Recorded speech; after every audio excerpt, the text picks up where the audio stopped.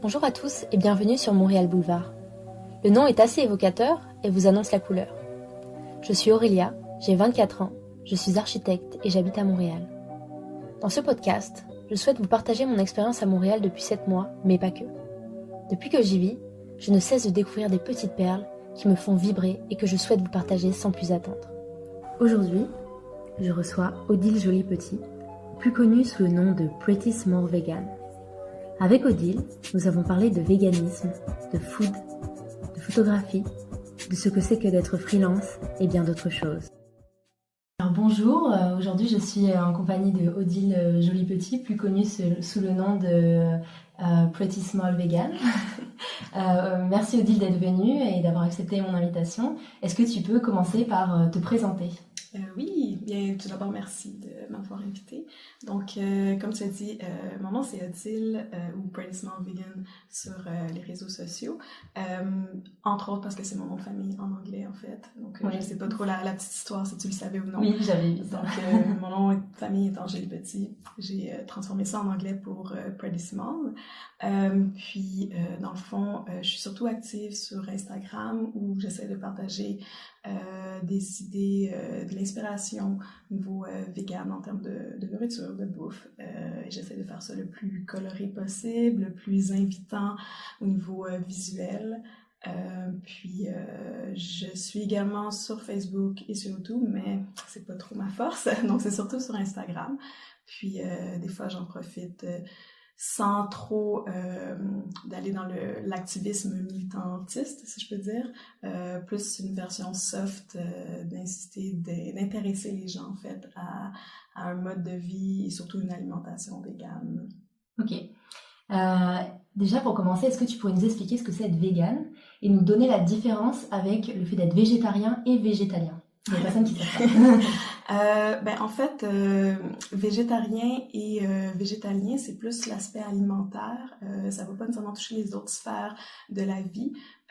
Donc, un végétarien, en fait, va omettre le fait de manger produits animaux au niveau de la viande, habituellement. Certains végétariens vont consommer des œufs et ou des produits laitiers. Donc, il y a différentes variantes. Il y en a qui vont omettre un des deux, mais c'est habituellement au niveau de la viande, poisson, volaille qui va être omis. Un végétalien va omettre toute forme de produit animal.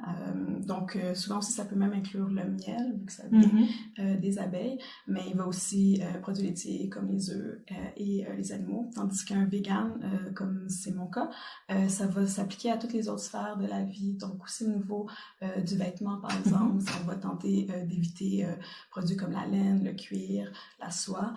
Au niveau des produits dans la salle de bain ou même de la cuisine, on va regarder que ce soit des produits au niveau d'hygiène, produits ménagers qui n'aura pas été testés sur les animaux, qui n'aura pas des composantes dérivées des animaux, comme parfois il y en a que ce soit dans les colorants, dérivés de graisse animale, etc.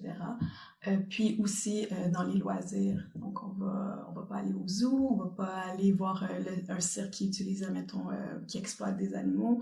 On va pas aller au comment ça s'appelle, SeaWorld, voir les épaulards et ainsi de suite. Donc ça vient comme toucher toutes les sphères politiques, à l'échelle de la maison, au niveau alimentaire, au niveau vêtements, etc.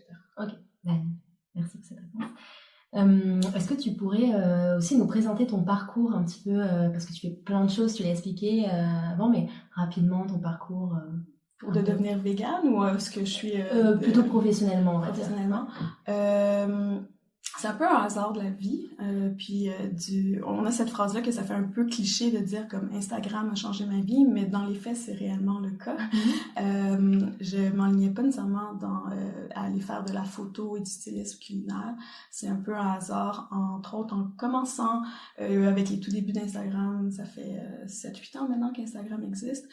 Et simplement en prenant ma bouffe en photo, une fois de temps en temps, j'ai toujours aimé cuisiner, j'ai toujours aimé présenter joliment ma nourriture, mais de fil en aiguille, j'en suis venue à le faire un peu à temps plein, dans le sens que j'ai eu la chance de façon personnelle avec mon ex-conjoint de toucher à la photographie d'un point de vue plus technique.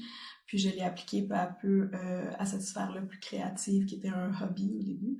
Et j'ai eu des offres de différentes compagnies et maintenant c'est rendu que je photographie, j'ai des contrats en fait de création de contenu, soit sponsorisés via les réseaux sociaux, mais aussi une grosse partie que c'est la création de contenu, moi j'appelle à l'externe, c'est-à-dire que je crée du contenu pour des compagnies qui vont l'utiliser pour leurs réseaux sociaux, leur site web, leurs infolettes, etc. Mais c'est pas en tant que Odile JP, Pretty Small Vegan. Ok, c'est ça, je comprends. Ça s'est fait, je dirais, depuis peut-être les 4 dernières années, tranquillement pas vite, plus depuis les 2 dernières années, où est-ce que là, c'est ça que je fais à temps plein, dans le fond, comme freelance. Du coup, on va revenir sur ton côté professionnel, freelance un petit peu plus tard. D'abord, j'aimerais parler, si ça te dérange pas, du côté vegan, parce que je sais que ça intéresse certaines personnes de savoir comment on devient vegan et peut-être nous parler de qu'est-ce qui t'a fait devenir vegan, comment était ton cheminement et puis les difficultés que tu as rencontrées. Donc, tout d'abord, j'aimerais ça dire qu'il n'y a pas une façon de devenir végane. Comme l'expression, il y a plusieurs chemins qui mènent à Rome, c'est la même chose. Et je crois pas qu'il y a de mauvaise façon de devenir végane. Il faut être très doux vis-à-vis de soi-même. C'est-à-dire, faut pas être difficile avec soi-même. Si on fait des erreurs, c'est correct, on apprend. Puis, j'aime bien voir ça comme étant, c'est en fonction de nos moyens, nos connaissances et de nos privilèges. Donc, selon nos moyens financiers, selon nos connaissances, ce qu'on a comme... Des fois, on va faire des choses, puis on ne sait pas que c'est pas vegan, puis tout d'un coup, on nous l'apprend, c'est correct. Donc ça, je voudrais juste faire l'emphase là-dessus. Mais de façon personnelle, c'est vraiment hyper banal comment je suis devenue végane. J'avais besoin d'un nouveau blender, c'est vraiment absurde. Et un mixeur, ouais. Et je suis tombée sur, je faisais des recherches pour est-ce que je devrais prendre un Vitamix ou un Blendtec ou blablabla. J'ai regardé des vidéos YouTube et je suis tombée sur un blog de cuisine végétale et la fille disait toujours son Vitamix. Mais c'est parce que j'ai acheté ce nouveau mixeur-là qu'au final, j'ai un peu été mise au contact avec ce que c'était que la cuisine végétalienne. Et j'ai un peu fait la logique cold turkey, c'est-à-dire du jour au lendemain, j'ai complètement arrêté de consommer des produits animaux, mais quand même de façon progressive, c'est-à-dire que c'était juste à la maison. Et ça s'est fait comme un accord avec mon ancien copain à l'époque. Et on a arrêté d'acheter des produits animaux à la maison, on en consommait à l'extérieur quand on se faisait recevoir par la famille ou chez des amis ou si on allait au restaurant. Mais après peu de temps, on s'est rendu compte que notre corps était plus capable. Et surtout, mon copain, je pense, a continué pendant 1 an et demi à consommer du lait de vache. Mais donc, dans le fond, il n'y a rien de si incroyable à ma transition. C'est vraiment un hasard de la vie. Puis c'est vraiment plus après facilement 1 an, 2 ans d'être végane, que je me suis plus intéressée au côté éthique. Puis en fait, je pense que j'étais plus végétalienne que végane aussi à l'époque. Parce que j'avais pas encore vu aucun documentaire, par exemple, sur la cruauté animale. Je savais pas nécessairement les dessous de certains milieux, que ce soit au niveau juste vestimentaire, au niveau de la cruauté animale, dans le niveau pharmaceutique, par exemple. J'étais aucunement au courant de ça. Puis c'est vraiment plus par à coup, dans les années qui ont suivi, que je me suis davantage informée. Et je considère que je suis pas la plus informée non plus, que j'ai encore plein de choses que je ne sais pas et que des fois aussi, pas que je préfère ne pas savoir, mais que psychologiquement parlant, c'est très difficile quand on apprend ça. Donc, c'est pour ça que je dis qu'il faut être doux avec soi-même, parce que faut l'apprendre peu à peu, à notre rythme, puis l'intégrer justement au fur et à mesure. Donc, je sais pas si je réponds à la question. Mais... Et les difficultés que tu as rencontrées au cours de cette transition, ou même encore maintenant, est-ce que tu peux nous en parler? Il y a différents types de difficultés. Juste d'un point de vue très individuel, par exemple, quand je pense juste à mon ex-copain qui avait eu de la misère pendant quasiment 2 ans à couper le lait. Le lait est hyper addictif à cause de la casine qui se trouve dans les produits laitiers. Donc, c'est normal d'avoir de la misère à arrêter certains produits qu'on a été habitués depuis depuis toute notre vie, souvent, à consommer. Donc ça, déjà, d'une part, ça peut être très difficile. 2, c'est d'un point de vue externe, la pression sociale, la pression familiale, surtout si on est seul dans notre transition. Moi, j'avais la chance d'être avec quelqu'un qui faisait la transition en même temps que moi, donc on était deux, mais juste de s'imaginer dans des réunions familiales où est-ce que tout autour de nous va à l'encontre de nos valeurs d'une certaine façon. Donc on est confronté à ça visuellement, ça nous fait violence d'une certaine façon psychologique. Et c'est doublé aussi de toutes les remarques qu'on va se faire. Et ça, c'est pas juste au niveau familial, je pense que c'est au niveau social. Les fameuses phrases comme mais où est-ce que tu vas chercher des protéines? Est-ce que tu fais juste manger du gazon? Qu'est-ce que tu manges?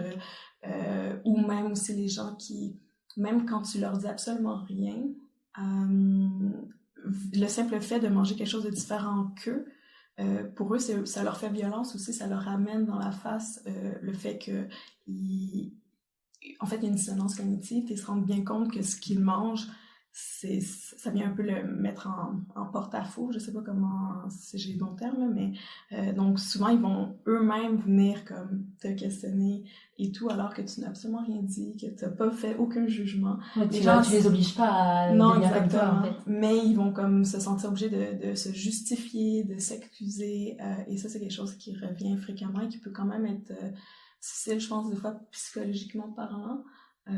Et je crois aussi que quand on devient vegan, du moins quand on devient complètement conscient de toutes les différentes sphères, c'est comme si on avait ce désir-là de porter le flambeau et de vouloir convertir tout le monde autour de soi. Et souvent, ça va être un peu dans une logique offensive plutôt que compréhensive. Donc, souvent, on va un peu attaquer les gens ou vouloir les mettre contre...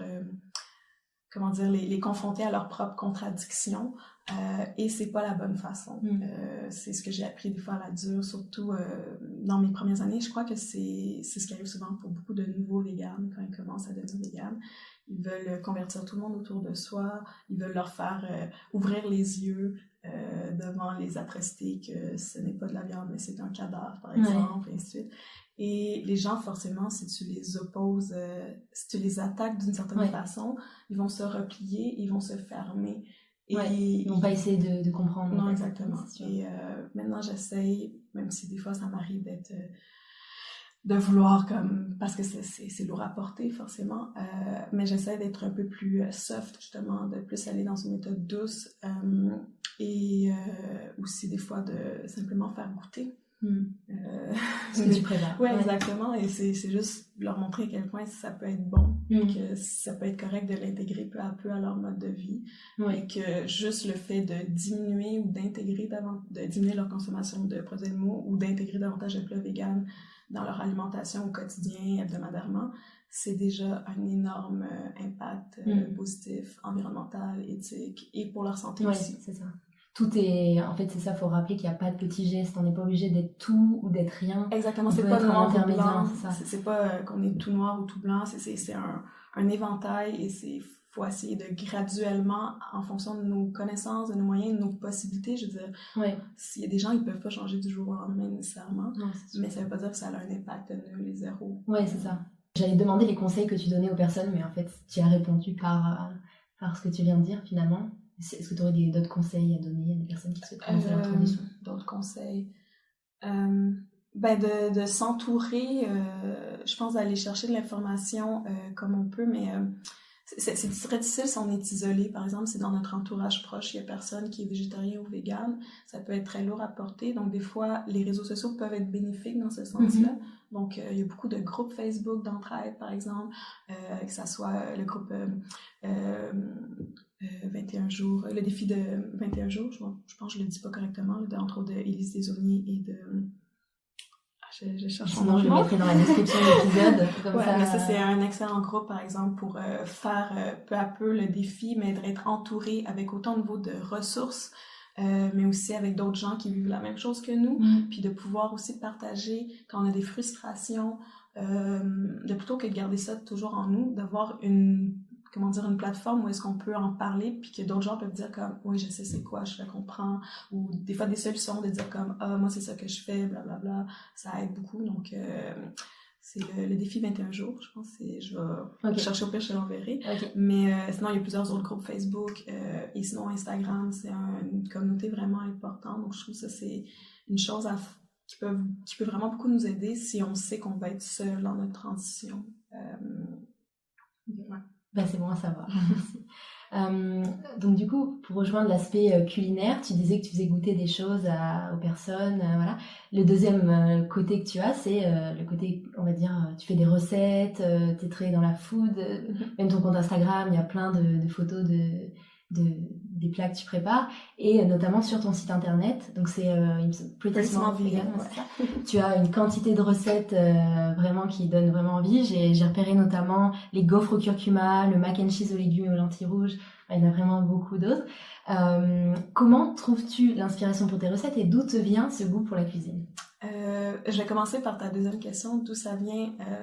Je pense que j'ai toujours aimé la cuisine du plus loin que je me rappelle, un peu à cause de ma mère, je crois, qui, pour elle, voit plus la nourriture, le fait de cuisiner comme, non pas comme un obstacle, mais comme un défi à relever qui est inspirant, qui est comme, c'est pas, comment dire, ah, c'est la tâche quotidienne de devoir faire à manger. Non, c'est plutôt quelque chose comme, ah, je préfère tel truc, genre, j'ai telle affaire dans le frigo, donc vraiment de jouer, en fait, d'être vraiment créatif.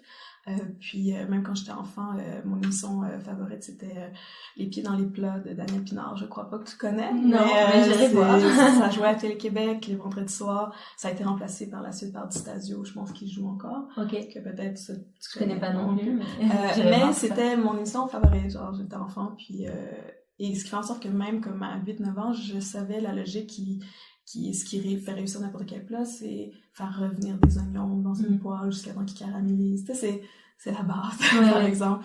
Mais c'est vraiment juste quand je suis partie en appartement que j'ai commencé à cuisiner davantage.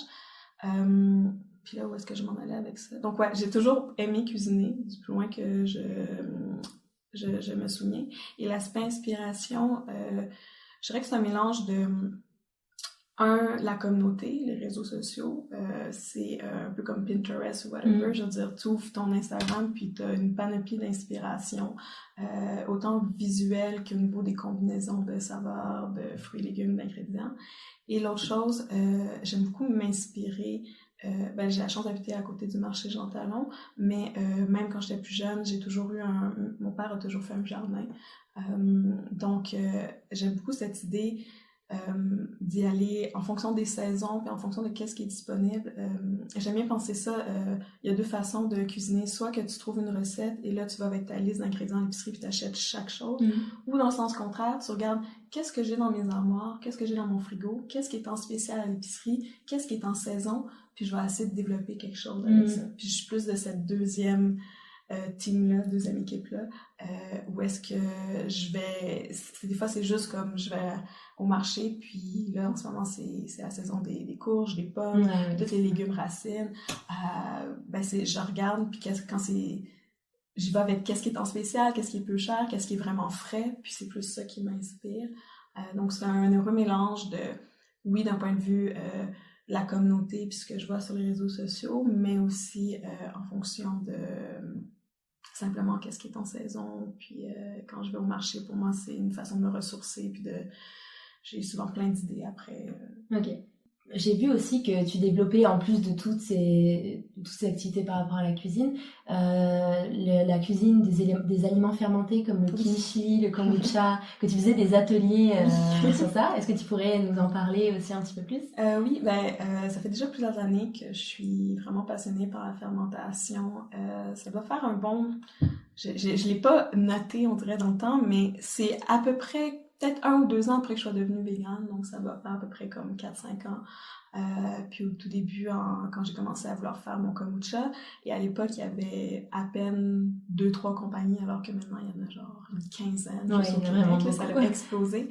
Mais c'est vraiment, j'ai commencé par ça, puis après, j'ai intégré entre autres le vin. Ça va faire facilement 3 ans que j'en fais. Puis beaucoup d'aliments fermentés, parce qu'on peut faire fermenter à peu près n'importe quel légume. Des fois, c'est juste la technique qui va changer. Puis je trouve que c'est une façon, entre autres, de préserver les aliments, de transformer les aliments pour qu'ils puissent durer beaucoup plus longtemps. Donc, juste d'un point de vue environnemental et selon la logique des saisons, c'est génial parce que tu profites au maximum d'une certaine saison et ça te permet de pouvoir en consommer souvent pendant 1 année quasiment, puisque ça va préserver et conserver les aliments.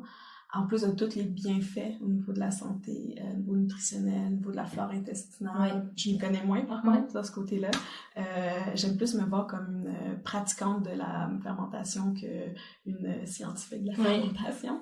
Puis je trouve aussi qu'il y a de quoi de très... il y a de quoi de très gratifiant de créer quelque chose avec ses propres mains et de voir que la nature elle-même va t'aider à transformer cet aliment-là, puis quand tu viens pour le consommer, il y a quelque chose de très gratifiant versus acheter de quoi de processed, je sais pas comment, qui a été industrialisé, transformé, et ainsi de suite, juste par rapport au pain. Quand on fait son propre pain de levain, tout d'un coup, quand on va à la boulangerie, on a beaucoup plus de gratitude vis-à-vis de notre boulanger. On comprend le travail qui est derrière et on crée un rapport avec notre alimentation qui est en fait beaucoup plus organique, beaucoup plus en symbiose. Oui, réfléchi aussi. On voit tout le travail, le processus qui est derrière, puis on apprécie beaucoup plus la nourriture. Fait que j'ai commencé dans les ateliers pour poursuivre avec ta question. J'ai eu la chance d'en donner quand je travaillais pour un marché de famille, un marché fermier de famille avec Équiterre. Je sais pas si tu connais le réseau de... Non. Je travaillais pour eux, il y avait un petit kiosque, je vendais des légumes et tout, puis j'ai donné à leurs abonnés des ateliers de fermentation, à peu près de façon aussi personnelle, un à un, j'en ai donné des fois à des amis ou des connaissances. Puis j'en ai redonné à nouveau l'année dernière à quelques reprises. Et cet automne, en septembre, il y a eu la première édition du Festival de fermentation. Oui, c'est ça que j'avais vu sur Instagram. Qui était en fait un projet dont j'avais déjà eu en tête il y a de ça facilement peut-être 2-3 ans avec les propriétaires de Tout Cru, qui est une compagnie de fermentation de Montréal, où est-ce qu'on avait parlé justement, ça serait chouette d'avoir un festival de fermentation à Montréal. Mais on avait tous les deux pas le temps d'une certaine façon. Puis quand il y a 2 filles qui m'ont approché, une qui venait du milieu plus marketing, l'autre plus du milieu nutritionnel, ils voulaient mettre ça sur pied, puis j'ai pas de temps à partir ça moi tout seul, mais avec vous ça me tente, donc je les ai accompagnés là-dedans, plus au niveau de leur faire de la publicité puis faire entendre parler du festival. Puis on a une super belle réponse, puis je crois que Montréal est vraiment rendu, il y a vraiment un intérêt. Mais pour tous ces domaines un petit peu nouveaux, je pense que Montréal c'est... en fait c'est nouveau, mais en même temps c'est hyper vieux. Oui, c'est ça, mais on revient à tout ça. Ouais, exactement, ce retour aux racines, puis aussi, qui est une logique, avec l'industrialisation, il y a comme une perte des habiletés, des connaissances, des savoirs qui se fait, avec la logique du taylorisme, on redivise tout ça, puis on n'est plus capable de faire quelque chose de soi-même de A à Z. C'est ça. On achète toutes les choses toutes faites. Puis je trouve qu'avec la fermentation, c'est un peu comme un pied de nez au système capitaliste un peu, puis à l'industrialisation, puis etc. De faire comme, ben non, moi je vais acheter mon chou, puis je vais le fermenter moi-même. C'est tellement simple, c'est du sel, un aliment, puis du temps. C'est tout. Mais on a de moins en moins de temps, donc c'est le problème. Mais j'ai l'impression que les gens recherchent beaucoup plus un sens aussi aux choses. C'est-à-dire plus se dire, je pourrais l'acheter peut-être moi-même, mais au moins quand je l'aurai fait, j'aurai cette satisfaction, un peu ce que tu disais, d'avoir fait quelque chose avec mes mains. C'est hyper gratifiant. Que ce soit au niveau de la nourriture, ou des objets, ou des vêtements. Maintenant, il y a de plus en plus de personnes qui disent, je peux le faire moi-même. De retourner par exemple au tricot, d'être capable de rafistoler soi-même les choses, plutôt que d'être dans une logique de fast consommation, dans le sens fast fashion ou peu importe. Je veux dire, c'est plutôt, on peut tous aller acheter des aliments dans la section surgelée puis de simplement mettre dans le micro-ondes. On peut simplement jeter notre morceau de vêtement puis aller en acheter un nouveau plutôt que de recoudre. Et ça, c'est comme la réalité pour plein de choses. Mais il y a de quoi de hyper gratifiant avec ses mains, en fait, qui est l'extension de notre communication, de réussir à créer quelque chose et de savoir qu'on le fait de A à Z, puis en tout cas, on apprécie beaucoup plus, entre autres, à niveau de la nourriture, quand on mange de quoi qu'on a fait soi-même. Je trouve qu'il y a un rapport beaucoup plus simple, plus agréable. Plus agréable. Quelque chose de thérapeutique, peut-être. C'est ça. Du coup, là, j'aimerais revenir à ton aspect photographe, freelance. Donc, tu l'as dit tout à l'heure, tu es photographe. Et comment la photographie s'est présentée à toi, finalement? En fait, j'ai toujours eu un côté artistique d'une certaine façon, du point que je retourne dans le passé. Je veux dire, j'avais énormément plaisir dans mes cours d'art plastique. Au primaire, au secondaire, j'ai fait une concentration en guitare et mon cégep en musique aussi. Donc, je veux dire, les arts, en façon générale, ont toujours façonné ma vie, mais mon côté rationnel me disait que ça valait pas la peine d'aller dans le côté artistique parce que j'allais pas avoir de carrière puis que j'allais avoir un mode de vie de crève-cœur ou, je sais pas, c'est pas le bon terme, mais dans le sens que j'allais pas faire assez d'argent, etc.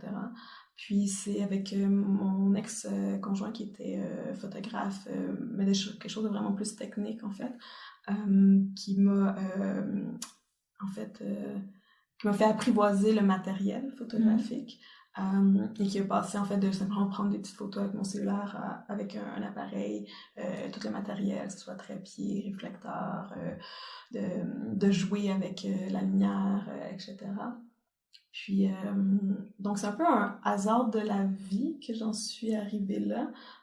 Puis aussi, je pense à partir du moment où est-ce qu'on m'a fait des offres professionnelles, où est-ce que j'ai fait comme, ah, c'est pas juste un hobby, puis je pense que je dois être bonne s'il y a des gens qui me demandent de façon professionnelle de créer du contenu pour eux. Et j'ai donc dû en fait apprendre sur le tas, autant d'un point de vue technique, mais aussi tout ce qui se cache derrière le fait d'être photographe à son compte, donc comptabilité, administration, gestion, qui est pas toujours facile. Je dirais, on porte tous les chapeaux. Donc je sais pas si je répondais à la question. Oui. Mais parce que c'est ça, moi ce qui m'intéressait aussi c'était le côté freelance. Tu m'en parlais quand on avait des échanges que tu souhaitais en parler. Quels sont les désavantages, les avantages d'être freelance? Est-ce que tu peux nous parler un petit peu de ce processus-là?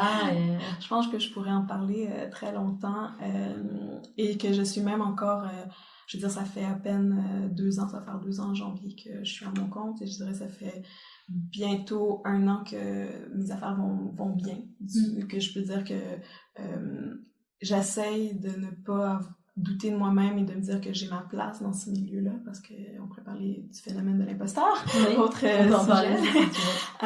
Mais je dirais que les avantages, c'est sûr que, bon, dans mon cas, je travaille de chez nous, j'ai une flexibilité au niveau de mon horaire, j'ai une liberté aussi de création jusqu'à un certain point. Je suis pas employée donc c'est sûr que j'ai pas les avantages d'être employée, c'est-à-dire en termes de fonds de pension, d'avantages sociaux, de sécurité d'emploi, etc. Mais j'ai une liberté, une flexibilité qui va avec le fait d'être freelance. Je peux choisir jusqu'à un certain point mes clients, jusqu'à un certain point, parce que quand on commence, souvent on se rend compte qu'on est un peu obligé d'accepter tout et rien, parce que faut qu'il y ait de l'argent qui rentre. Oui, et puis il faut commencer par quelque chose. Il faut commencer par quelque chose, mais souvent, en fait, on se fait un peu, comment dire, juste la négociation au niveau de la valeur de notre travail. On accepte des fois certaines choses qu'on devrait peut-être pas nécessairement accepter. Mais en même temps, c'est souvent justement des gens qui osent t'offrir une première chance. Donc, eux aussi, c'est comment dire, un risque. Un risque, oui, exactement. Mais parmi les désavantages sont quand même nombreux. Je vais pas dire aux gens de ne pas se lancer là-dedans, mais il faut quand même dire les choses telles qu'elles sont. C'est énormément de stress et comment dire, c'est un stress dans plusieurs aspects de sa vie privée, qui est pas juste professionnelle, parce que au final, ça empiète, il n'y a pas de frontières claires entre vie privée et vie professionnelle, surtout dans mon cas en étant aussi créatrice de contenu sur les réseaux sociaux. Donc, on est toujours un peu en mode travail constamment, toujours en train de penser par rapport à ça. Aussi parce que s'il arrive quelque chose, c'est pas comme tu mets la clé dans le bureau puis tu t'en vas pour le week-end. C'est comme, non, t'es constamment, on dirait, il faut que tu sois disponible à répondre quasiment à n'importe quel moment, vos tes courriels, vos tes DM sur Instagram, etc. Tu te dis, est-ce que si je réponds pas, est-ce que c'est un risque, un contrat que je vais perdre? Tu dois porter aussi tous les chapeaux constamment, sans nécessairement avoir toutes les habiletés et les connaissances. Parce qu'on est créateur, on a un côté artistique, on est photographe, Mais il faut aussi qu'en même temps qu'on soit gestionnaire, puis on n'est pas nécessairement des bons gestionnaires. Oui, on n'apprend pas ça nulle part. Il faut qu'on soit notre propre agent, c'est-à-dire que moi, c'est quelque chose que je trouve hyper difficile d'avoir constamment à négocier sa propre valeur. On est toujours dans une logique de transaction relationnelle, de relation transactionnelle, je sais pas. Oui. Donc ça aussi, c'est quand même lourd. Faut qu'on fasse notre comptabilité. On n'a pas nécessairement de connaissances. Il y a plein d'erreurs que j'ai faites, puis je pense que je vais encore en faire plusieurs. Donc, il faut qu'on apprenne à gérer avec un logiciel de comptabilité, par exemple, tenir toutes nos factures. Il faut qu'on soit capable d'émettre des factures, s'assurer de se faire payer à temps. C'est quand même... t'as toujours l'impression d'être un peu en mode de travail, alors que je pense quand t'es juste employé, ben tu sais que tu fais de telle heure à telle heure, puis après ben c'est terminé, par exemple. Ouais, c'est vrai. Donc, mais c'est vrai que pour revenir à la notion de valeur, moi je suis architecte et je le vois dans mon travail j'ai travaillé un petit peu en tant que freelance, mais même toutes les personnes que je connais qui travaillent en tant que freelance, il y a vraiment un problème de reconnaissance de la valeur parce qu'on se rend pas compte du temps que ça nécessite. Toi par exemple qui es photographe, on a l'impression qu'on dit oh mais c'est bon, on sait tous prendre une photo, mais en fait non, c'est tout un travail derrière, c'est tout Ben, c'est simplement de dire que dans le montant que tu vas que tu vas soumettre, c'est pas juste ta photo, c'est aussi ton matériel, tes connaissances, ton temps, l'espace de location si mettons t'habites chez toi. Il faut que tu sois rentable, les logiciels que tu utilises, les retouches.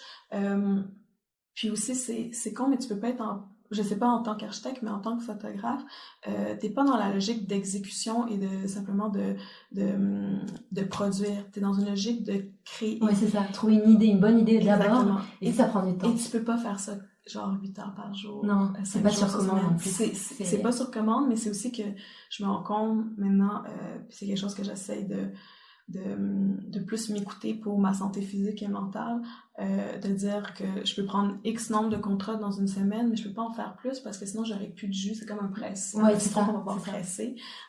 Puis t'es pas dans une logique, c'est pas comme si je faisais des photos de produits sur fond blanc, vraiment comme très basique à la chaîne, un après l'autre, et que j'exécuterais. Parce que ce n'est pas de l'exécution, c'est de la création. C'est ça. Puis après, c'est tout aussi de la planification, je veux dire... il y a beaucoup de gens, je pense, qui n'aiment pas nécessairement faire l'épicerie. Moi, je commence à être fed up, genre d'être vraiment comme à bout de faire l'épicerie parce que je fais l'épicerie genre 4 à 5 fois par semaine.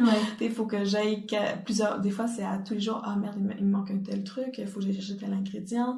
Ou comme, ah, je cherche tel ingrédient, mais là, c'est pas en saison, qu'est-ce que je fais? Faire des fois comme 3-4 épiceries avant de trouver le truc que je veux. C'est des petits détails, mais ça demande... Donc, au final, pour 1 heure de shooting, il y a combien d'heures qui englobent autant en termes de les échanges de communication de courriel avec le client, d'établir le contrat, j'ai pas de formation juridique légale non plus, donc toute la comptabilité, la planification, faire de la recherche sur Pinterest, Instagram, trouver des idées, soumettre des idées, après juste les refaire. Des fois, faut que tu refasses la recette, tu peux pas juste la faire des fois juste une fois. Puis là, tu viens une fois pour shooter, il fait gris, merde. Faut que tu fasses une autre journée pour te shooter. Toute la sélection, envoyer une sélection au client qui choisissent, encore des retours d'échange. Au final, t'as peut-être mis 8 à 10 heures pour comme un shooting. Donc, si tu te fais payer 250$, c'est moins que le salaire horaire au final et que tu te fais quasiment payer. Avec les charges que tu dois payer, etc. C'est vraiment... Avec toutes les charges exactement qui sont externes qu'il faut que tu comptabilises. Puis encore là, je reviens au fait qu'on n'est pas comptable, donc on n'est pas gestionnaire, donc on fait beaucoup d'erreurs. C'est ça. Je dirais. Puis tu parlais du syndrome de l'imposteur tout à l'heure. Il y a beaucoup de personnes qui le ressentent, et surtout, je pense dans le domaine créatif, il y a un côté, comme c'est quelque chose qui a pas forcément de limite, de cadre, parce que chacun aura ses propres idées, etc. C'est plus facile peut-être de te faire douter de toi-même, de faire douter les personnes d'elles-mêmes quand elles font quelque chose d'artistique aussi. Oui. Je pense aussi, si tu rajoutes l'aspect d'être femme, je pense que ça va venir ajouter une autre couche encore plus là, au syndrome, ou apparemment il faudrait dire phénomène de l'imposteur, mais on dit tous syndrome. Je crois que c'est l'ancien nom, phénomène de l'imposteur. J'ai entendu, il me semble que c'était ça. Ben, j'écoutais ça dans un podcast où il parlait, en fait, parce qu'un syndrome, ça voudrait dire comme si je sais pas si on va dire génétiquement, mais comme si on avait en nous déjà un problème, alors que c'est plus une construction sociale, au final, qui fait en sorte qu'on doute de soi-même. Oui, donc c'est l'inverse. Avant c'était syndrome et maintenant c'est phénomène. C'est ça, quelque je chose sais pas. Quelque chose de podcast émotion, c'est ça dont Oui, tu parles. exactement. Oui, donc... oui, on parlait du fait en tant que femme. En tant que freelance, créatif et femme, je pense que c'est toutes des combinaisons, des variables qui viennent encore plus accroître ce sentiment-là d'être imposteur. Puis je pense aussi avec le fait que c'est difficile de mettre un chiffre en termes de la valeur sur notre travail. Tout ça vient un peu douter de justement si on comment dire... Si on est légitime. Oui, si on a une crédibilité, si on est valide, si on est légitime de créer tout ça, en fait, si ça a vraiment une réelle valeur. Le fait qu'on soit obligé de mettre des chiffres là-dessus, ça vient comme... Alors qu'on crée quelque chose du créatif, ça veut dire exprimer une partie de soi au final. C'est qu'on mène une partie de nous qu'on met, que ça soit quelqu'un qui est peintre ou photographe ou sculpteur ou même architecte, j'imagine, c'est comme on crée quelque chose. Et on est toujours un peu en doute perpétuel si la réponse qu'on a extérieure, c'est ah ben je sais pas si ça vaut vraiment ça, ou ben moi j'ai juste ça comme budget, ou comme je vais payer moins. Donc on se met toujours un peu à douter de la valeur de notre travail, puis ça vient en fait, on vient douter de soi-même. Donc je pense qu'il y a ça, mais il y a aussi le fait que je pense que beaucoup de créateurs, avoir un œil créatif, ça s'apprend pas nécessairement sur les bancs d'école. Oui, tu peux avoir une formation et je pense sûrement des très grands artistes qui sont passés par les bancs d'école et ainsi de suite, mais je pense que quand tu vas sur les bancs d'école, ça vient plus te peaufiner au niveau des techniques, d'être sûrement peut-être plus efficace aussi, d'être un artiste plus accompli, mais il faut qu'à la base, je crois que tu aies un œil créatif, et ça, tu l'as ou tu l'as pas, ça se travaille. Je pense au fil du temps, tu t'améliores quoi que ce soit. Mais quand en plus tu n'as pas étudié dans le domaine, comme c'est mon cas par exemple, si je regarde mon background académique, je n'ai aucune formation en photo. Je suis du côté autodidacte et que j'appelle aussi côté praticien, c'est-à-dire c'est à travers la pratique que j'ai développé mes connaissances, ainsi de suite. Ben forcément, ça vient rajouter une couche au fait de... Et si quelqu'un... Après, vous pouvez comment, parce qu'il parlait de ça justement, c'est de te faire... je cherche le mot, mais pas dévoiler, mais c'est comme on va comme découvrir un jour que t'es pas vraiment photographe. Oui, je comprends. Oui, comme si quelqu'un est démasqué. Démasqué, c'est ça, ouais, je comprends. exactement. Puis comme si en plus ça va venir rajouter à l'aspect que ben tu pourrais pas charger autant parce que tu sais t'es pas vraiment photographe, t'as pas le diplôme, t'as pas le papier. Alors que je pense beaucoup de créatifs ont justement pas de papier, tu sais, pour venir prouver quoi que ce soit. Mais on dirait que ça va comme à l'encontre du système qu'il faut que tu aies un diplôme pour comme valider, t'as comme un saut de validation. En fait, c'est à la logique de validation. Tu as le droit de faire ça. Exactement. C'est comme si on a cette idée qu'on n'est pas valide, qu'on n'est pas légitime, qu'on n'a pas notre crédibilité. Puis ça, c'est entre les deux oreilles au final. Je veux dire, c'est un manque d'estime de soi, de confiance en soi. Et je pense encore plus fort chez les femmes à cause de la manière dont la construction sociale, comment on éduque les petites filles versus les garçons. Et je pense que les garçons, on leur dit qu'ils ont le droit de prendre plus de place dans l'espace public, de parler plus fort, que c'est normal, alors qu'on a tellement souvent cette tendance en tant que femme à s'excuser constamment, à se justifier, à jamais commencer une phrase avec de l'assurance, mais plus comme « je pense que peut-être » ou... Donc, il y a toujours une espèce de doute constant, juste physiquement aussi, comment on habite l'espace. Et donc, je pense que si t'es freelance créatif et que t'es femme, dans une logique de transaction avec un client, si moi vraiment plus c'est un homme, je pense que le phénomène de l'imposteur est à son maximum, en fait. C'est ça. Et t'as encore moins d'assurance. Et c'est difficile de te faire, faire accepter tes demandes juste au niveau... du montant que tu demandes si physiquement tu n'as même pas l'air sûr de ce que tu demandes. Ça envoie en fait un message au niveau comme corporel. La communication corporelle est comme va à l'encontre de ce que tu demandes. Ça leur montre qu'ils ont le droit de te faire douter et que tu es à deux doigts de dire en fait, ça leur donne un avantage dans leur poche qu'ils peuvent jouer là-dessus. Puis ça, ça part d'entre les deux oreilles. Puis c'est aussi d'aller, de travailler contre des fois nos propres techniques d'auto-sabotage. C'est du genre, admettons, on a une super belle offre, mais on fait comme, oh non, mais je pourrais pas l'avoir, c'est sûr que genre, ils vont pas accepter, blablabla, fait que je répondrai pas, par exemple. Ou d'attendre à la dernière minute, ou... Donc, des fois, on s'aide même pas, alors qu'on les a, les connaissances, on les a, les habiletés. Puis on a le droit de se tromper aussi. On a le droit de se tromper. Rappeler ça.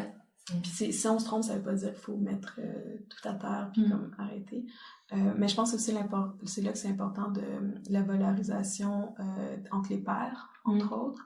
Je crois beaucoup à ça et j'espère, tranquillement pas vite, de créer en tout cas, c'est quelque chose que j'essaye avec d'autres blogueuses, créatrices de contenu, de partager de l'information entre nous, de se supporter pour être mieux outillés vis-à-vis des potentiels clients, dans une logique, entre autres, l'aspect de transaction, de négociation, parce qu'on se parle pas entre nous. Il y a comme une compétition en fait, le système nous a monté entre nous, surtout entre femmes. Alors qu'il y a de la job pour tout le monde, il y a de la place pour tout le monde. Puis... Chacun en plus a ses propres spécificités en plus, donc si on te demande à toi et pas quelqu'un. Puis après c'est juste une question de compatibilité. Des fois tu vas avoir une super belle chimie avec un client, puis quelqu'un d'autre va travailler avec ce client-là, puis ça fonctionne pas. Oui, c'est ça. Donc c'est humain. En fait. Oui, il y a tellement d'aspects, mais je pense qu'il y a de la place pour tout le monde, mais il faut qu'on s'aide entre nous pour, entre autres, se faire mieux respecter par rapport à notre valeur de notre travail, de mieux éduquer, faire comprendre aux clients qu'est-ce qui se trame derrière, tout ce qu'on fait, en fond, qu'ils comprennent que ça vient justifier les prix qu'on demande, etc. Puis aussi de leur faire comprendre que quand on gère avec des clients, c'est pas dans une logique purement artistique, c'est aussi dans une logique commerciale. Donc, ils font de la commercialisation, un usage marketing, publicitaire, etc. de ce qu'on leur produit. Puis que ça va de pair de payer un certain prix parce qu'ils vont faire de l'argent. Oui, c'est ça. Eux, ils vont faire plus d'argent que toi, ce qu'ils te payent, c'est sûr. Donc il y a beaucoup de variables, mais je pense que c'est ça, il faut qu'on s'entraide entre nous pour... En fait, c'est la logique un peu... quand les premiers syndicats ont commencé à être créés, ou comme des associations professionnelles. Je veux dire, on a même ça à l'époque du Moyen-Âge avec, comment ça s'appelait, je pense que c'était pas les ligues, certains artisans de certains milieux qui étaient... oui, je vois ce que tu veux dire. Je cherche le mot. Comme les poissonniers. Oui, exactement. Ils se mettaient tous entre eux pour un partage, des connaissances, mais aussi s'assurer de certains standards. Parce que tu veux que quelqu'un qui se dit menuisier, tu veux pas qu'il nuise à la réputation de l'ensemble des menuisiers, par exemple. C'est un peu la même chose, si on se met ensemble, c'est pour s'assurer d'un certain standard de qualité, mais aussi s'aider entre nous en disant, ce serait les tarifs normaux que, genre, une compagnie devrait s'attendre à payer, puis que c'est pas normal de demander moins. Parce que surtout, quand on est dans une logique de transaction, on est un à un, fait qu'on est isolé avec le client, et c'est souvent lui qui a le plus gros bout du bâton dans la négociation. Puis on n'ose pas en parler entre nous, donc des fois on va pas demander un deuxième avis, quoi que ce soit, puis on se fait passer des salons. Je dis pas ça que c'est le cas avec toutes les compagnies, là. C'est vraiment pas mon objectif, mais je pense que c'est aussi une question que des fois les compagnies, ils comprennent pas c'est quoi le vrai travail qui est derrière, donc eux ils pensent que c'est normal, puis ils pensent pas nécessairement qu'ils sont en train de te crosser, si je peux dire ça, mais c'est pour ça que je dis qu'il y a de s'entraider entre nous. Ok, c'est un bon conseil. On parlait de ton compte Instagram, comme tu le disais, tu es aussi créatrice de contenu pour ton Instagram, qui s'appelle Odile JP, que je conseille vivement à nos auditeurs parce que t'as des photos vraiment magnifiques, avec qui donnent vraiment envie de manger ce que tu postes comme photo.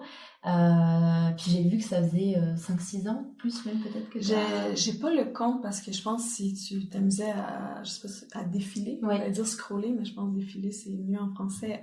Mon compte, je pense que je dois avoir pour 5 ou 6 000 photos de publication. T'aurais de quoi te développer une tendinite, je pense, au niveau du pouce, avant d'arriver au bout.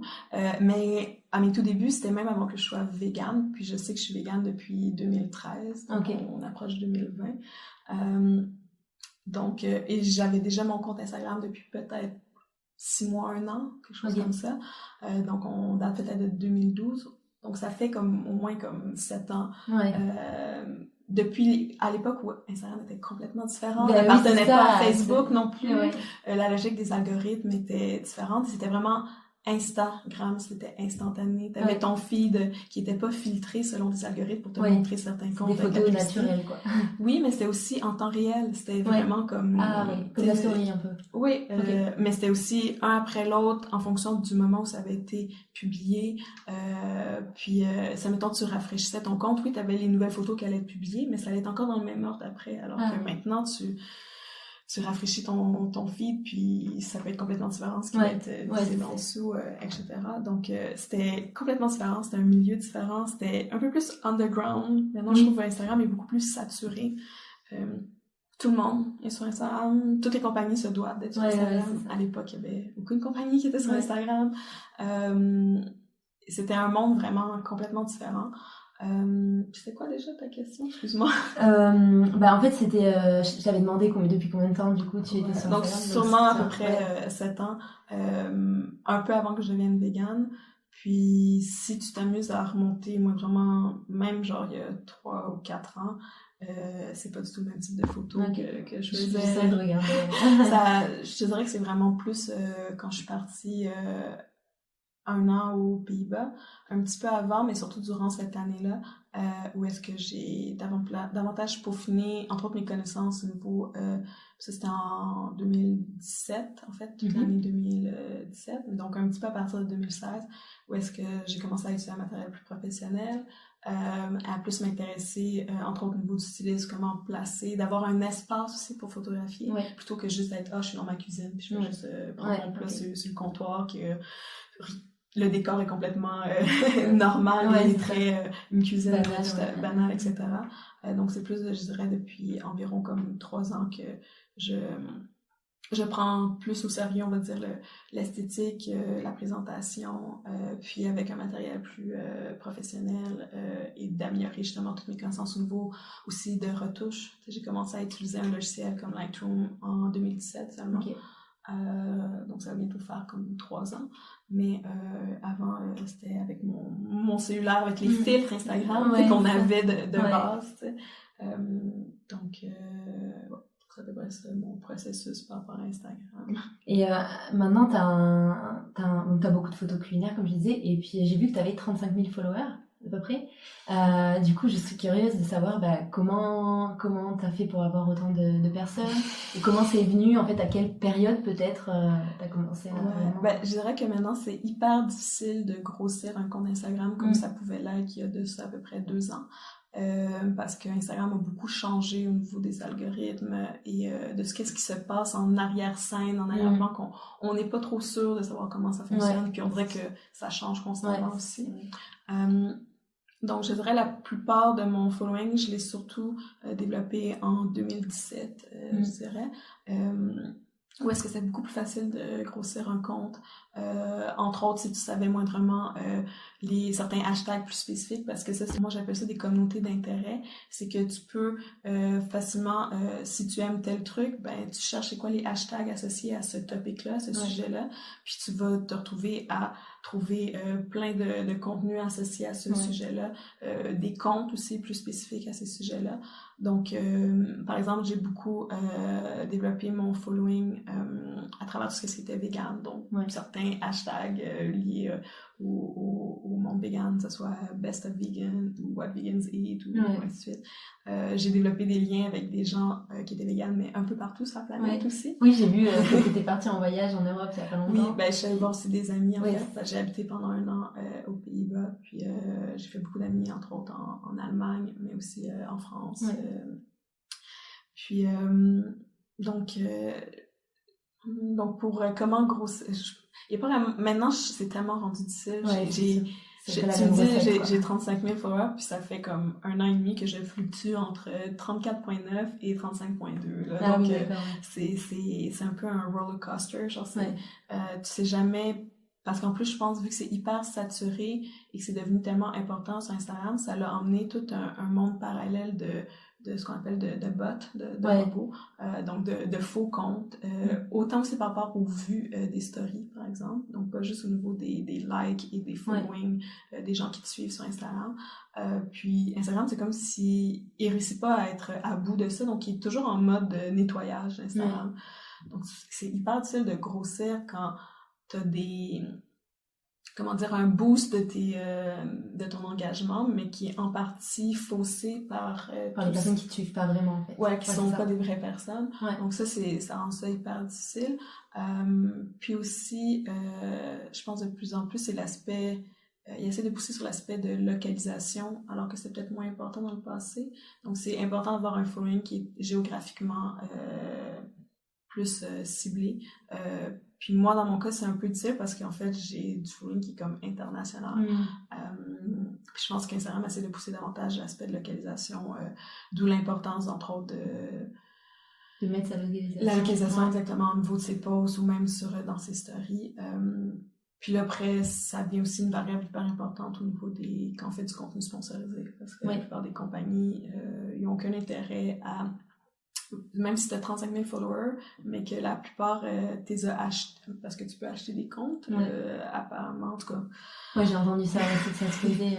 Ben, en fait, moi, personnellement, dans mes DM filtrés, je reçois des offres de ça à peu près à presque toutes les semaines. Je veux dire, de gens comme « Ah, on pourrait t'aider à booster ton compte. » J'en reçois moi aussi. Je pense que tout le monde en reçoit. Beaucoup, comme... Mais la phase, c'est souvent, t'achètes des faux comptes, mais qui peuvent être, admettons, toutes localisés sur des serveurs en Russie ou en Chine ou peu importe. Donc, si t'as 35 000 followers, mais qu'il y en a plein qui viennent de Chine, t'as aucun intérêt pour une compagnie comme, je sais pas, moi, Métro, mon épicier d'ici, de faire un contenu sponsorisé avec toi. Parce que personne te suit à Montréal. Si personne te suit à Montréal, ça les intéresse pas.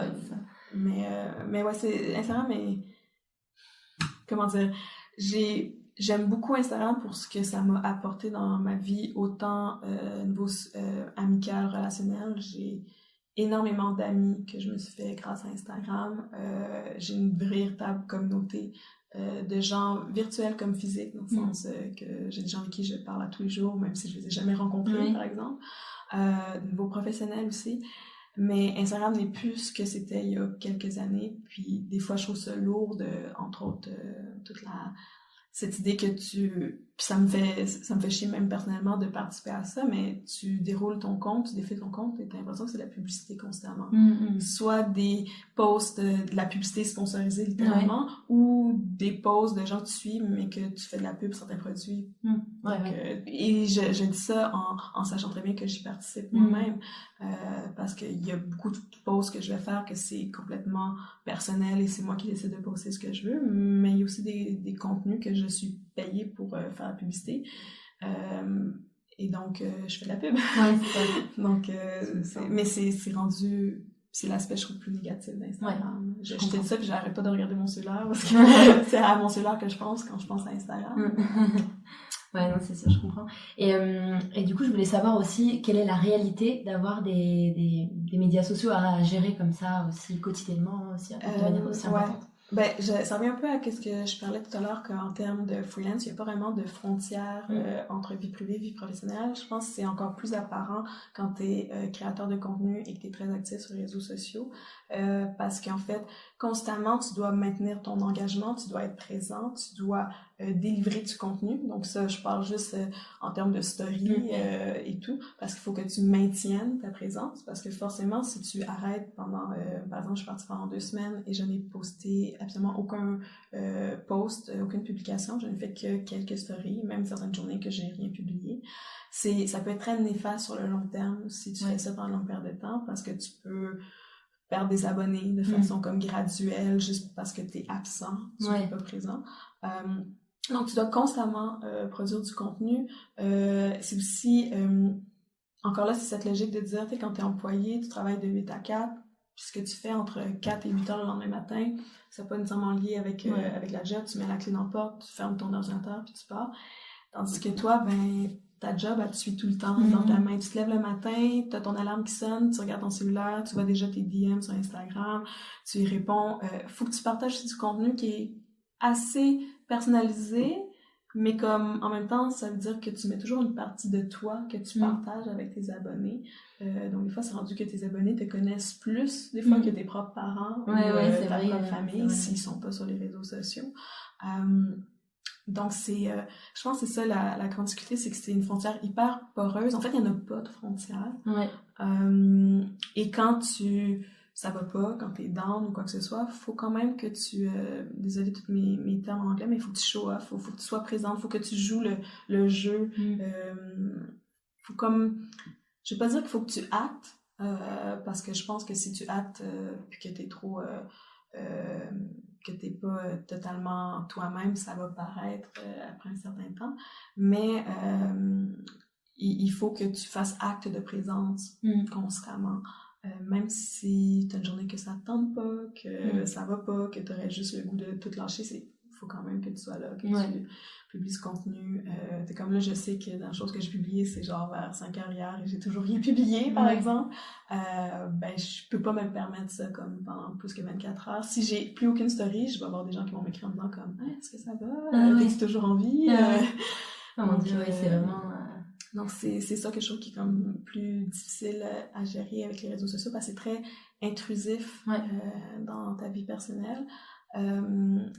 Puis c'est aussi intrusif dans le sens où tu dois exposer une partie de ta vie personnelle. C'est pas que professionnel. Ouais, c'est pas t'es au bureau et tu montes. Non, parce que si c'était juste de façon très professionnelle, je pense qu'en fait, la raison pourquoi les gens te suivent, ils sont comme...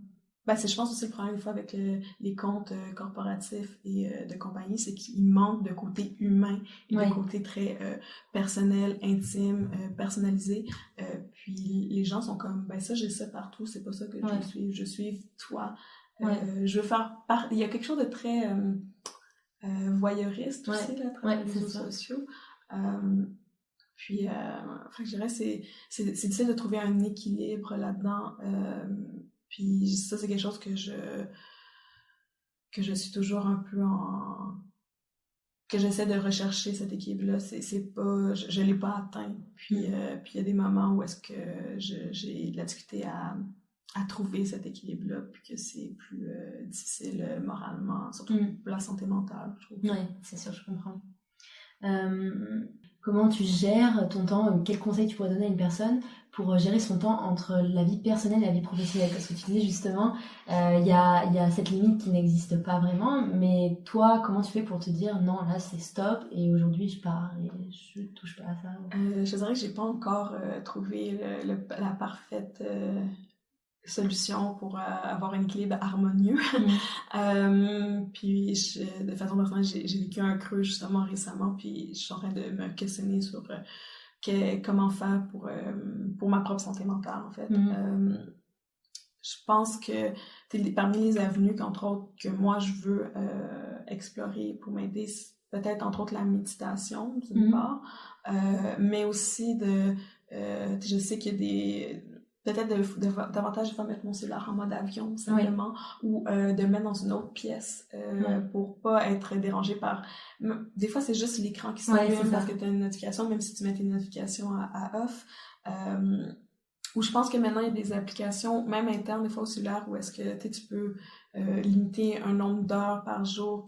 Tu peux compter le temps que tu passes. Ouais, exactement. Puis je pense qu'il peut comme soit bloquer ou arrêter que tu as des notifications après un certain nombre d'heures ou quelque chose comme ça. Donc, je pense qu'il y a des outils qui existent, puis c'est à moi de les explorer pour voir qu'est-ce qu'il y a de mieux. Mais aussi, c'est de transposer le temps parce qu'en fait, ça devient très facile de se... Puis ça, je pense pas que c'est les réseaux sociaux en soi, mais c'est l'omniprésence des écrans dans notre vie de tous les jours. Ça vient diluer beaucoup notre concentration. Ouais. On n'arrive pas à se concentrer très longtemps sur quelque chose. Exactement. Puis, je veux dire, le nombre de fois que ça a sûrement dû t'arriver, puis je pense que ça arrive à tout le monde, tu vas prendre ton cellulaire pour regarder il est quelle heure, ou pour regarder c'est quoi la météo, tu ouvres ton cellulaire, puis là, tu vois une notification, tu vois quelque chose, ou il était déjà encore sur Instagram ou sur Facebook, fait que tu restes sur Facebook, tu défiles, tu restes là pendant des fois comme 5, 10, 15 minutes, une demi-heure, et là, tu fermes ton cellulaire, puis là, tu fais comme, ah, mais il est quelle heure? T'as même pas regardé il était quelle heure, ou genre, t'as pas été voir c'était quoi la météo. T'as oublié ce que tu voulais ce que tu faire. Je pense que c'est le propre à notre... je ne veux pas dire à notre génération, mais à notre réalité d'aujourd'hui avec l'omniprésence de ces mini-ordinateurs-là et donc l'omniprésence des écrans qui sont partout, qui sont supposés être là pour nous aider, là, quand je pense aux trucs comme Google Home, ça fait le même, qui sont supposés nous aider, mais dans le fond, c'est toujours des nouvelles... un ajout d'informations, de venir rechercher notre attention avec des notifications, avec whatever, qui rend encore plus difficile de se concentrer juste sur une chose à la fois. Puis, donc, je sais pas où je m'en allais avec ça, mais d'essayer de mettre mon cellulaire un peu plus loin, de mettre la technologie un peu plus loin. Puis je parle même aussi des médias plus traditionnels, donc... oui, je pense qu'on fait tout ça pour se déconnecter un peu, de regarder Netflix le soir, mais d'aller plus dans une logique active que passive. Donc, par exemple, prendre un livre plutôt que de faire une écoute passive mettons, d'un sitcom quelconque sur Netflix. Mais je dis ça en toute humilité dans le sens que je le pratique pas nécessairement. Mais c'est quelque chose que j'aimerais... faire. Même chose aussi comme des fois d'être un peu plus en contact avec la nature, donc je pense que ça peut aider. C'est vrai. Surtout quand on est freelance et qu'on travaille de la maison. Donc encore là, ça c'est une autre chose. Autant il n'y a pas vraiment de frontière entre vie privée et vie professionnelle. Si tu es freelance, que ton studio est à la maison, que tu travailles à la maison, il y a encore moins de frontières même physiques entre l'espace de travail et l'espace de vie personnelle. Je veux dire, ma cuisine, j'utilise autant pour cuisiner mes trucs que pour cuisiner pour la job. Mais un des trucs qui est super important, je pense, puis ça, j'ai pas pu le faire au début parce que j'avais pas les moyens, c'est de pas intégrer d'aspect lié à la job dans ta chambre. De vraiment avoir pas ton bureau. Oui, exactement. C'est d'avoir une pièce que c'est dédié qu'à la job. Je pense que c'est hyper important parce que sinon encore là, tu sais, juste d'un point de vue physique, il y a encore moins de frontières claires entre boulot puis vie personnelle. Ok. Qu'est-ce qui te plaît à Montréal et comment cette ville te participe-t-elle à ta créativité aussi? Montréal, je suis née à Montréal, j'ai toujours habité à Montréal, sauf quand je suis partie un an à l'étranger. Donc, pour moi, c'est ma ville, c'est ma maison, c'est là que j'ai tous mes repères. C'est une ville où est-ce que je suis familière. Je veux dire, j'ai pas un... Parce que pour avoir habité à l'étranger, puis j'imagine tu l'as connu toi-même, puisque tu les connais à Montréal et tu es venu ici. Quand tu te déracines et que tu vas dans une autre ville, il faut tout que tu reconstruises un réseau, un système de repères, puis aussi banal que de savoir c'est où est-ce que je trouve un tournevis parce que tu connais pas les chaînes c'est tout à recommencer, puis ça vient rajouter comme un stress qui est toujours là, un peu comme constant, qui vient chercher un peu gruger ton énergie et tout. Mais bon, je m'éloigne de ta question. Mais Montréal, d'une part, c'est une ville qui est très, très vegan-friendly. Pour avoir visité beaucoup de villes aux États-Unis et en Europe, on n'est pas comme Berlin, mais on est très choyé, on n'a pas à se plaindre. Je reviens juste de Paris et je suis comme, les restaurants à Montréal vegan sont incroyables et tellement peu chers. Je pense que c'est moins développé parce que... Mais ça va très bien, vraiment mieux qu'il y a juste 4-5 ans apparemment. Il y a une offre, mais c'est une offre que moi j'appelle qui vient faire un peu de tort des fois au véganisme, dans le sens que c'est très boho, genre, tu sais, c'est très hors de prix, c'est très cher. Ça vient comme envoyer le message qu'être vegan, faut être privilégié. Ouais, c'est un haut de gamme. Ouais, je exactement. comprends, ouais. Chose que j'aime plus ou moins avec, même si je sais que à travers ce que je crée, j'envoie un message que c'est très stylisé ce que je crée, c'est pas nécessairement la vie de tous les jours ou quoi que ce soit, mais j'aime pas cette idée que l'offre vegan soit juste parce qu'il y a le saut vegan, ça suppose que il y a comme un avantage marketing puis que tu peux charger plus cher. Ouais, non, mais c'est ça. Donc ça, je dirais que Montréal, il y a une super belle communauté vegan, une super belle offre vegan. C'est hyper stimulant juste de savoir tout ce qui se crée, les nouvelles adresses qui ouvrent, etc. Sinon, ben, je trouve que Montréal, c'est un peu une version soft de Berlin. Je dis ça parce que Berlin, c'est ma ville de cœur, puis j'adore cette ville. C'est moins chaotique, c'est moins sale que Berlin. Mais il y a de quoi de très... comment dire, une liberté et un peu un côté très relax, je trouve, à Montréal. Où est-ce que on s'en fout un peu comment t'es habillé ou de quoi t'as l'air. C'est très comme live your own life, puis c'est très correct. Je pense que c'est aussi une ville qui est hyper... on a nos défauts de façon générale, le Québec, mais je pense que Montréal est quand même une ville très ouverte à la différence. Qu'elle soit raciale, en termes d'orientation sexuelle, de questions de genre, etc. Donc, je pense que Montréal, c'est une ville où, je veux dire, juste de façon personnelle, j'ai quand même beaucoup, par exemple, de tatous. Je veux dire, Montréal, oui, je vais avoir des commentaires une fois de temps en temps, mais c'est quand même très minime comparativement à d'autres villes où est-ce que je sens le regard, je sens le jugement juste dans le regard. Comme Paris, j'imagine, qui est totalement différent. Mais Paris, juste d'un point de vue vestimentaire. Tu peux pas t'habiller. Enfin, en fait, tu peux t'habiller comme tu veux, mais tu vas être exposé au regard des gens. Dans certains quartiers, disons que tu fais comme, ok, j'aurais dû choisir un autre outfit aujourd'hui. Mais donc, je trouve Montréal, pour ça, c'est très... c'est une ville où il fait bon vivre. Mais après, par rapport à ma créativité, je sais pas nécessairement si ça vient jouer, parce que je trouve qu'on n'a pas nécessairement une culture des marchés publics à Montréal comme dans beaucoup de villes européennes. C'est quelque chose qui me manque. Oui, j'habite proche du marché en Talon, mais je trouve qu'on n'a pas ce côté-là d'être plus proche par rapport au maraîcher, mais comme... Par exemple, oui, on a le marché en Talon, le marché Maisonneuve, le marché à Potter, mais c'est ouvert tous les jours, etc. Tandis que j'aime bien cette logique-là des marchés en Europe où est-ce que ça va être une fois ou deux fois par semaine, puis là tu te dis comme, ah ouais, c'est mardi, ok, ouais, si je veux y aller, c'est là, parce que sinon, il revient juste samedi, par exemple, puis de les voir toutes déballées, puis à la fin de la journée, ils sont en train de ramasser. C'est quelque chose qui me manque, moi, personnellement, par rapport à quand j'habitais aux Pays-Bas. Mais sinon, je veux dire, c'est quand même... je veux dire, il y a beaucoup, entre autres au niveau du zéro déchet, je trouve qu'il est hyper intéressant à Montréal, et tu vois qu'il y a vraiment un boom par rapport à ça. Ça dépend toujours où est-ce que tu habites. Moi, j'ai la chance d'habiter dans un quartier où il y a beaucoup d'offres de commerce zéro déchet.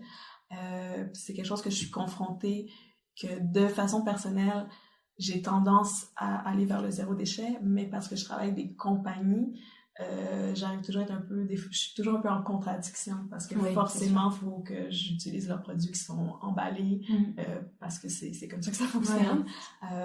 Mais je trouve que c'est quand même quelque chose qui est vraiment chouette à Montréal, de plus en plus d'avoir cette offre-là plus environnementale, zéro déchet. Le fait que maintenant que le compost est pas mal intégré, je pense, dans tous les quartiers aussi. Donc ouais, je suis assez d'accord avec toi parce que moi qui suis arrivée il y a pas très longtemps, j'ai vraiment ce sentiment-là venant de Paris que on peut s'habiller comme on veut. Tu viens de Paris? Enfin, où t'as habité à Paris? J'ai habité les 5 dernières années à Paris. Je viens vraiment de la province, la campagne, tout ça. Mais à Paris, on sent plus qu'on est regardé dès que t'es un peu différent. Puis les gens ici sont vraiment beaucoup plus relax. Ici, j'ai l'impression que ça arrive qu'il y ait des gens qui râlent, mais je veux dire, c'est jamais grave. En fait, t'es en retard, c'est pas grave, pas de trouble, etc.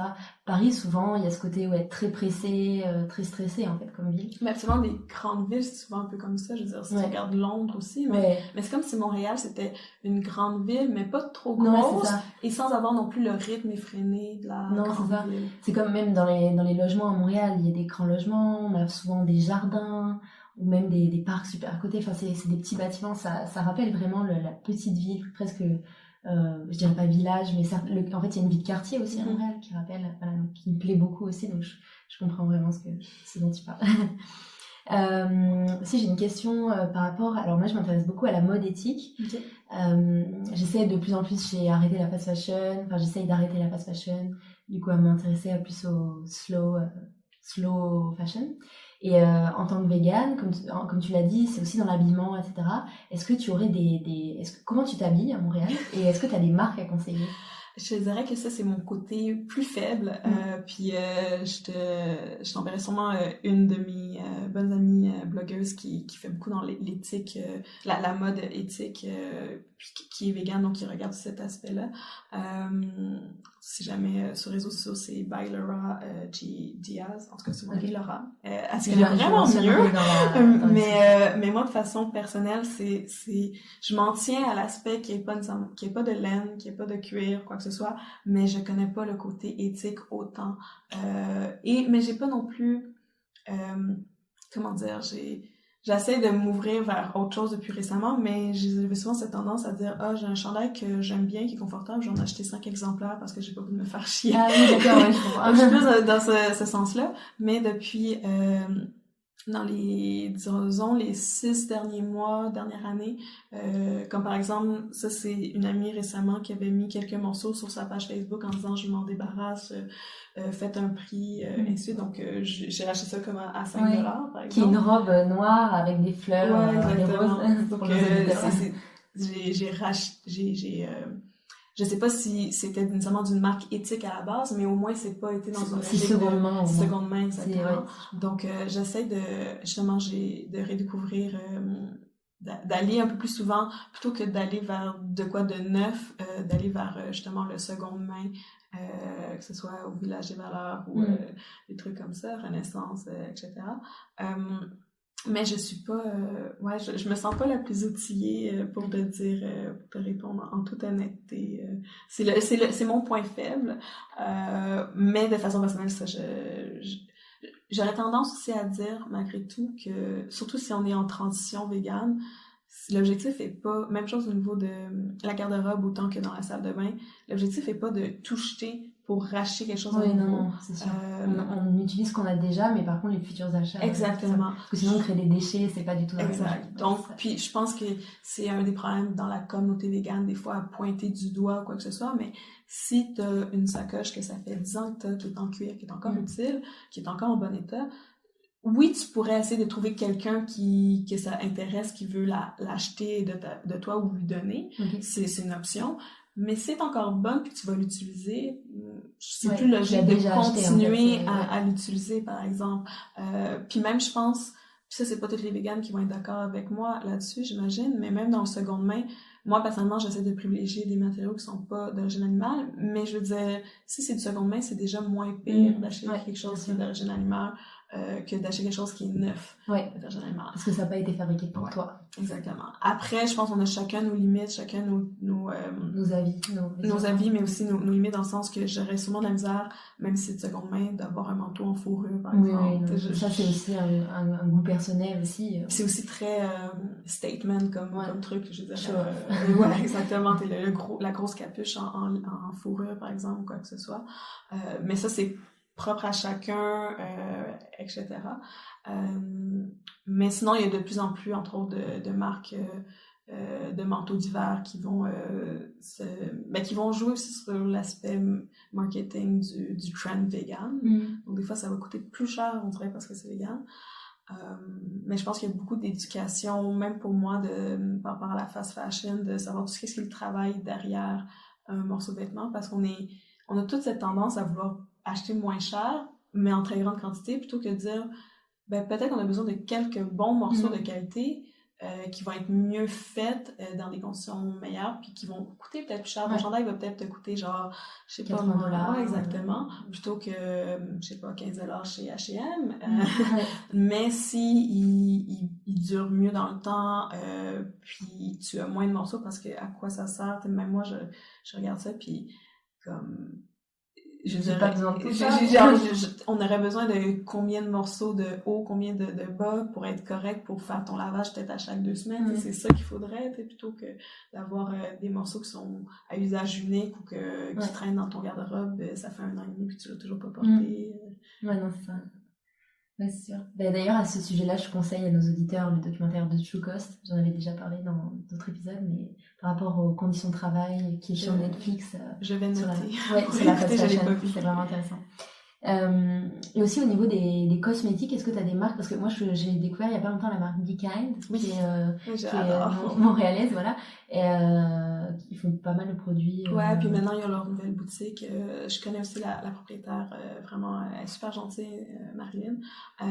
Puis quand j'ai commencé un peu à utiliser les produits Be Kind, ils venaient changer, je pense, pour la première fois leur nouveau packaging, mais c'était comme encore tout récent. Ça a tellement changé depuis les dernières années. Je pense que ça doit faire facilement comme 3 ans que je suis fan, entre autres, de leur exfoliant qui avant était à la canneberge. Maintenant, c'est l'exfoliant pour peau sensible, mais, mais genre, il a comme changé de packaging. Ouais, ils ont une charte graphique qui est vraiment magnifique. Ah ouais, j'adore. Les produits, c'est presque des objets d'art qu'on peut même garder dans sa salle.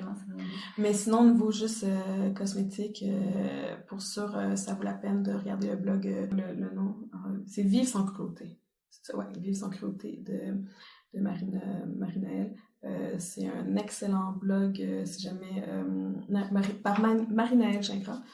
Tout au niveau des cosmétiques vegan, elle sort plein d'informations, du contenu vraiment pertinent pour aider entre autres à faire sa transition. Puis aussi, même chose, elle avait fait un atelier avec une autre blogueuse, Laura, mon amie Laura également, sur les cosmétiques véganes au festival vegan. Puis une panoplie d'informations et tout. Moi, je suis pas non plus une spécialiste des cosmétiques. J'ai plus tendance soit justement à suivre leurs conseils puis à me rappeler, telle marque c'est vegan, etc. Mais si je lis les ingrédients, des fois, il y a des choses que je suis comme... pour moi, c'est du chinois. Donc, oui, il y a des choses que ça fait évidence que tu sais que c'est pas nécessairement vegan, mais des fois, il y a beaucoup de noms plus scientifiques que tu sais pas du tout, mais que finalement, ça vient de graisse animale, par exemple, que si tu fais une petite recherche sur Google, mais que t'aurais pas su. Donc, moi, je me fie beaucoup au logo par rapport à ça. Vegan, au moins, ça assure que... il y a 2 types de logos, déjà, comme le sans cruauté, le vegan. Le vegan veut pas nécessairement dire que c'est sans cruauté. Ah, ok. Pas le vegan, mais genre... En fait, c'est le logo des fois quand c'est juste des produits d'origine végétale, mais ça veut pas dire nécessairement c'est sans cruauté. Comme par exemple, il y a certains produits, ça va peut-être changer, mais qui, à cause des lois, que ça va varier d'un pays à l'autre, des fois, sont obligés de faire des tests sur les animaux, même s'il n'y aura aucun produit animal dans les ingrédients. Je pense que c'était le cas, je sais pas si c'est toujours le cas pour les crèmes solaires, par exemple, qui étaient comme obligés pour la mise en vente qu'il y ait des tests faits sur les animaux. Parce que c'était la loi. Puis là, peut-être que je me trompe, puis je veux vraiment pas comme indiriger en erreur, puis ça l'a peut-être changé. Puis t'as aussi beaucoup de produits qui peuvent être sans cruauté, qui sont pas testés sur les animaux, mais qui sont pas nécessairement véganes au niveau des ingrédients. Il peut y avoir des fois des ingrédients d'origine animale. Par exemple, il y a souvent beaucoup de cire d'abeille qui peut se trouver dans beaucoup de produits. Puis ça, les abeilles, c'est un autre sujet que, de façon logique, ce n'est pas vegan, mais que je pense parmi les véganes, tout ce que c'est les produits liés aux abeilles, il y a des fluctuations, puis il y en a qui vont consommer, puis d'autres qui vont pas en consommer. Mais bref, donc c'est de regarder les logos, puis de s'informer. Puis après, il y a aussi toute la problématique des fois de sous-compagnies qui font partie de multinationales. Qui, en fait, finalement, c'est un lobby, donc on n'a pas forcément d'acheter. Mais en même temps, apparemment que d'aider, parce que j'aime pas cette idée que acheter c'est voter, mais malheureusement dans notre système capitaliste, mais ça me fait chier. Mais si on témoigne pas avec notre dollar, notre approval, notre approbation de ces sous-compagnies-là qui font partie de multinationales, ainsi de suite, des fois, ça envoie un message contraire aux multinationales de dire ça vaut pas la peine d'investir. Parce qu'ils font en même temps cet effort-là, donc tu te dis, bon, peut-être que ça vaut la peine. Mais c'est très, comment dire... subjectif. C'est subjectif, mais c'est très poreux, comme c'est une zone grise, ainsi de suite. Mais sinon, des fois, il y a beaucoup de blogs, même quand tu fais une recherche, t'es pas certain d'une compagnie de cosmétiques, est-ce que c'est vegan, tu cherches juste le nom de la compagnie plus vegan sur Google, puis souvent tu vas tomber sur, que ce soit des articles de PETA, par exemple, PETA, je sais pas si tu connais, non, je connais pas.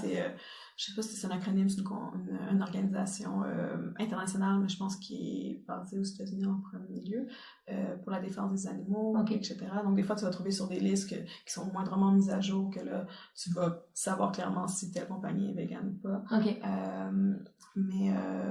Mais sinon c'est d'aller vers des compagnies locales dont tu sais qui sont soumises aux lois locales au niveau Canada, puis ainsi de suite. Qui s'affichent aussi ouvertement comme étant vegan, comme c'est le cas par exemple de Be Kind. Puis aussi d'aller vers davantage de produits moins transformés d'une certaine façon. Je suis pas du genre do it yourself style les trappeuses, oups, moi j'ai accroché, que je trouve que c'est vraiment incroyable là, ce que font les trappeuses, de réapprendre par soi-même. Puis encore là on vient avec cette logique de comme avec la nourriture, quand tu fais toi-même tes trucs, il y a beaucoup plus de gratification à travers ça. Mais fait que c'est sûr que quand tu fais tes propres produits, tu sais exactement ce qui se trouve dedans. Je mettrai en description le blog des trappeuses qui font un travail vraiment incroyable. Mais c'est ça, dans les produits transformés, c'est regarder les logos, puis s'informer peu à peu, puis c'est ça. Quel projet pour le futur? Est-ce que tu as des projets en route? Des choses que tu aimerais changer? Oui et non, ben dans le sens que j'ai un projet que j'aimerais bien pouvoir me mettre en branle, qui est un projet de livre en lien avec la fermentation, mais c'est vraiment, on est à l'étape de l'embryon, là, c'est vraiment, je sais pas si ça va se concrétiser, mais c'est quelque chose que j'aimerais. Puis indirectement, j'aimerais mettre de plus en plus l'emphase sur l'aspect fermentation. Puis autant j'adore créer au niveau de la nourriture, de plus en plus j'essaye d'aborder des sujets qui sont pas juste liés à la nourriture à travers ma plateforme entre autres d'Instagram, que ce soit de parler par rapport à la vie de freelance, de créateur, puis de tout ce qu'on vit à travers ça, mais aussi par rapport à la sexualité, par rapport à des choses plus alternatives. Ça peut être un peu, comment dire, je cherche le mot, c'est pas nécessairement tout le monde qui va être d'accord, mais par exemple, depuis même si la légalisation du cannabis, c'est un sujet que j'essaye d'aborder un peu plus pour en parler. C'est quelque chose que je fais tranquillement parce que je sais que ça peut être dommageable d'une certaine façon pour des gens qui me suivent juste pour la bouffe, de parler de sujets autres, ou même par rapport aux élections, j'ai parlé un peu plus de politique. Puis je sais qu'il y a des gens qui vont juste faire, ben moi ça m'intéresse pas, je veux juste voir ta bouffe, puis that's it. Mais en même temps, j'ai goût de profiter de cette plateforme-là, d'avoir l'oreille de certaines personnes, puis de me dire si ça peut aider juste une poignée de gens, ben ça sera ça. Puis là, je me limite davantage à mes stories pour en parler, mais c'est quelque chose que j'aimerais... C'est pas nécessairement un projet, c'est juste quelque chose que j'aimerais pouvoir aborder un peu plus, d'aborder des sujets connexes, que ce soit politiques, sociaux, liés au féminisme, lié juste la légalisation du cannabis, ou même parler de sexualité un peu, parce que c'est tous des sujets tabous. On dirait que on nous dit toujours ça, un souper de famille, il faut pas que tu parles d'argent, il faut pas que tu parles de sexe, il faut pas que tu parles de religion, il faut pas que tu parles de politique. Mais je suis comme, ben non, en fait. Ça nous concerne tous. Ça nous concerne tous, donc c'est trouver les bonnes façons d'en parler. Fait que c'est ça, un projet de livre, davantage de place par rapport à la fermentation, puis aborder des sujets qui me parlent, peut-être, je veux pas dire que la bouffe me parle pas, mais qui vient chercher un peu plus de moi, je sais pas. Dans ton esprit, qui vient aussi, ça fait partie de la réalisation de soi, c'est de trouver un peu une raison à sa vie. Je comprends. Genre. Et enfin, est-ce qu'il y a une personne ou un mantra qui t'inspire au quotidien, dans ton travail, peu importe? Il y a plusieurs personnes qui m'ont inspirée dans la vie à différents moments. Par exemple, quand j'ai rencontré Marie Laforêt pour la première fois, je sais pas si tu connais, mais qui est une auteure. J'ai vu que tu as participé à son livre. Non, j'ai pas participé à son livre. Non, mais, par contre, tu en as parlé. Oui, mais en fait, c'est il y a 2 ans, quand une période vraiment difficile pour moi dans ma vie privée. J'ai eu une rencontre avec elle quand j'étais de passage à Paris. Puis ça avait été vraiment très ça m'avait donné espoir d'un point de vue professionnel que j'avais ma place puis que je serais capable de faire mon petit bout de chemin puis ainsi de suite. Puis ça avait été vraiment comme important pour moi à ce moment-là, cette rencontre-là. Puis je l'ai revue à Paris quand je suis retournée en octobre. En fait, elle m'a hébergée pendant quelques jours. Sinon, est-ce qu'il y a des gens qui... Je comprends qu'il y en a plein, mais qu'on dirait comme live là, ça me vient pas à l'esprit. Ben, je dirais juste sur Instagram, il y a plein de gens qui m'inspirent de par leur réalisation, que ce soit par exemple Caroline Huard, Louis, je veux dire, c'est hyper inspirant ce qu'elle a accompli, c'est un super beau modèle, que ce soit par exemple la propriétaire de Be Kind, Marilyn, je veux dire, c'est vraiment fou de voir des entrepreneurs, des femmes entrepreneurs en fait, qui réussissent.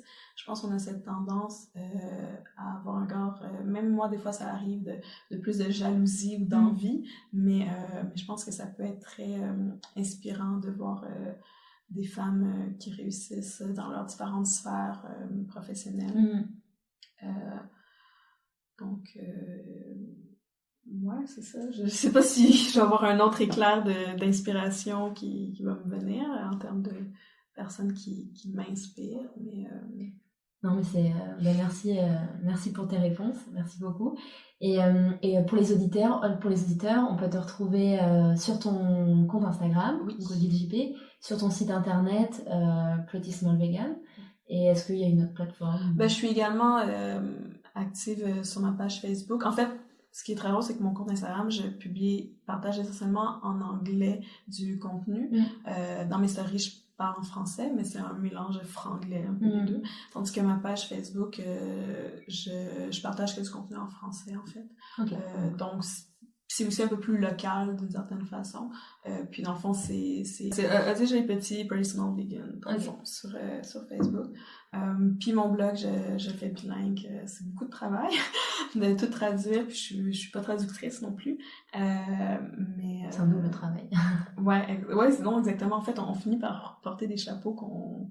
Je veux dire, je suis pas traductrice, je suis pas comptable. Mais on le fait par la force des choses. Donc ouais. Mais c'est surtout sur Instagram que je suis la plus active. Ok. Ben, merci beaucoup pour tes réponses. Merci à toi. Et puis à bientôt. Suite à cet enregistrement et suite à notre conversation avec Odile, je tenais à rappeler que chaque geste compte. Il ne faut jamais craindre de ne pas en faire assez, penser que ce que l'on fait ne sert à rien. Chaque geste compte. Chaque initiative est une avancée. Merci à Odile d'avoir pris le temps de répondre à mes questions. Vous pouvez retrouver le podcast Montréal Boulevard sur toutes les plateformes d'écoute, sur Instagram et sur Facebook. Bonne écoute!